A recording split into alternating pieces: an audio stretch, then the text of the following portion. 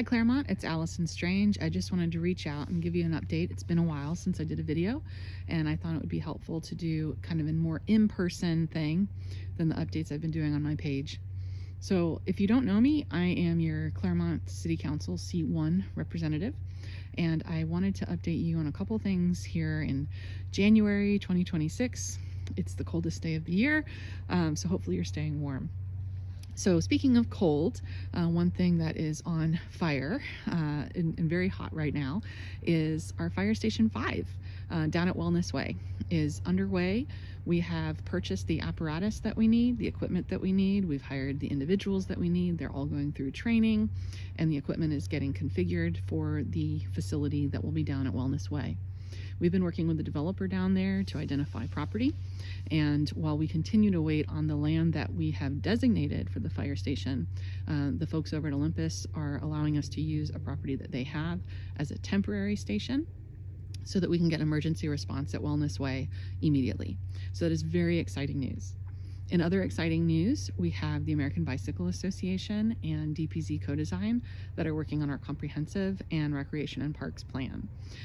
The American Bicycle Association was supposed to be in town to do some tours and meet with some staff this week, but with the bad weather up north and the flight cancellations, I don't know if they will make it back into town or not, but if not, I'm sure they'll be back very soon.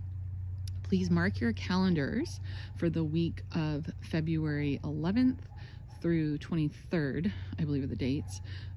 February 18th is going to be the opening meeting for DPZ, where they're going to be starting something called a charrette for our comprehensive plan. And I'll post those dates when I have them for sure, but be keeping an eye out for that week of the 11th through the 23rd. You're going to be seeing a lot of new things. This is when we're going to be starting the public engagement process. And believe me, I'll be posting on my page as soon as we have dates and specifics. But be keeping an eye out on the City of Claremont Facebook page, the City of Claremont website, and then of course my page if you're catching this, Allison Strange, Claremont City Council Seat 1. So that process is starting, and I could not be more excited about it. On the budget, we're looking good. We still have our budget is live on our website. That is a new thing for this year. So if you want to check out the budget and see how we're spending money, what department breakdowns are, pay attention to our enterprise funds, you can do all of that on the City of Claremont website.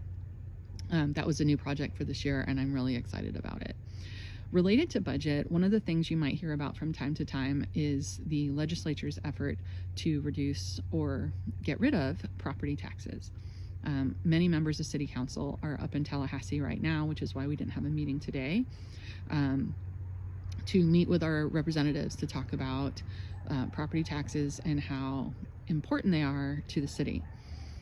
In conversations that I had with some of our elected officials up in Tallahassee, the thing that I encouraged them to keep in mind was the subject of transparency. I do believe that decisions about taxes and government spending should be made at the lowest possible level.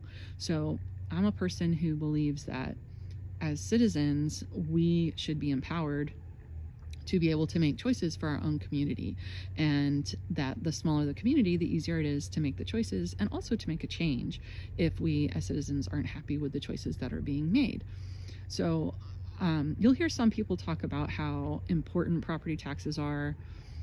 For context, we collect about $28 million a year in property taxes, and we have a $200 million budget. Our general fund is about $56 million. So most of those property taxes are going into our general fund. And so that does feel significant, but I want you to be aware, and you can see all this on our website, that most of our spending is coming from what are called enterprise funds. And in my observation of government, people don't frequently talk about that outside of government. We mostly focus on the general fund. So I think in a city like Claremont, the property tax discussion isn't as significant as it might be in other cities. Every city's different, every jurisdiction is different. But what's important to me is transparency.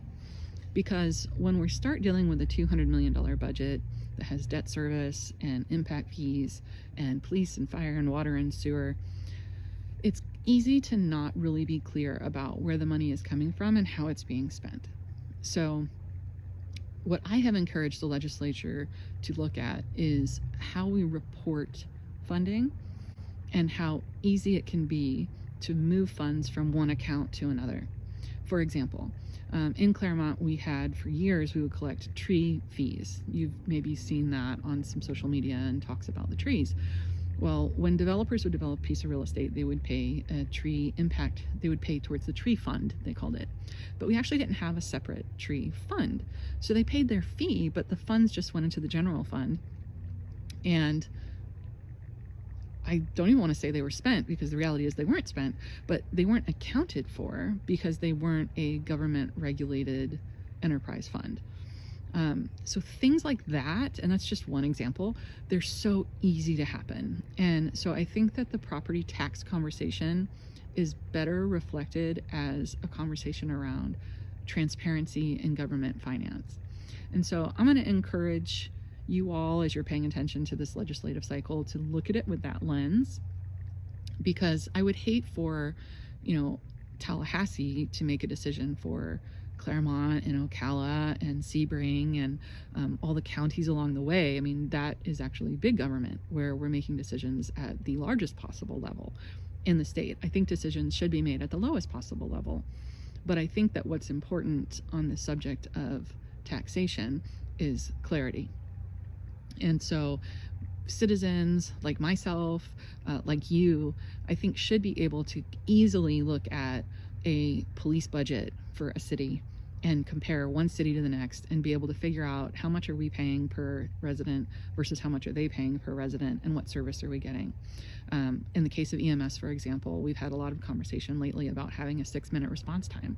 Well, as a citizen of Claremont, we're going to pay more for a 6-minute response time for EMS than we would if we were happy with a 15-minute response time. But when our budgets are split between enterprise funds and general funds, it's really hard to do that assessment and figure out what we're paying compared to our neighbors, and to be able to hold our elected and our staff representatives accountable. So I hope that makes sense. If you have any questions, feel free to ask.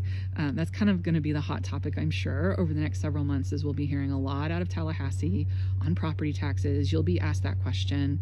And so I think it's an important conversation to us to have. And I will say I'm getting calls from Tallahassee because people are curious up there at what's happening at the local level. So that's really good. They're listening. They want to know what we have to say. So please feel free to comment below when I post this. And if you have any questions about what's going on with Claremont, don't hesitate to reach out to me. I'm active on Facebook. I'm active on email. You can text me. My number's on the City of Claremont website. And I would love to hear from you. So I hope you're having a great day. Stay warm, and I'll talk to you soon. Thanks.